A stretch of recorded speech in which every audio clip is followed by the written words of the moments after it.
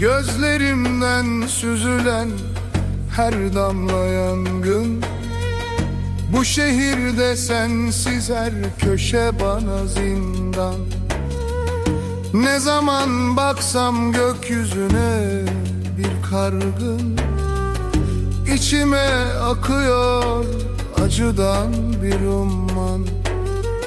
Sormayın halimi, düşmüşüm derde beter. Bu gönül yorgun, bu can artık hemen yeter. Aman aman sensiz geçen her an zehir. Yıkılsın başıma bu koca, bu dertli şehir. Ne yapsam unutamam, kalbimde derin bir iz. Ben bir garip aşık, sen ise imkansız bir yıldız. Bir sigara daha yaktım, dumanı sana benzer. Savrulur havada tıpkı aşkımız gibi eski. Her gece rüyamda o son bakışın gezer. Giderken ne çok şey çaldın benden, korkusuz hırsız.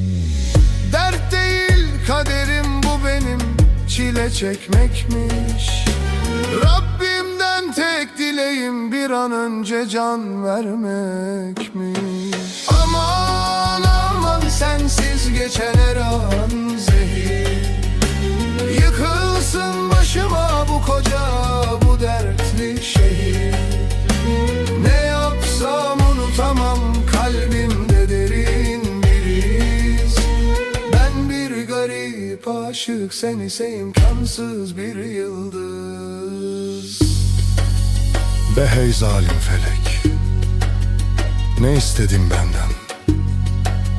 Gözümdeki yaşa merhamet etmedin. Sen onu aldın, beni bu dertle bir başıma bıraktın. Şimdi ne yapsam da geçmez bu yara, geçmez. Aman aman sensiz geçen her an zehir. Yıkılsın başıma bu koca, bu dertli şehir. Ne yapsam unutamam, kalbimde derin bir iz. Ben bir garip aşık, sen ise imkansız bir yıldız.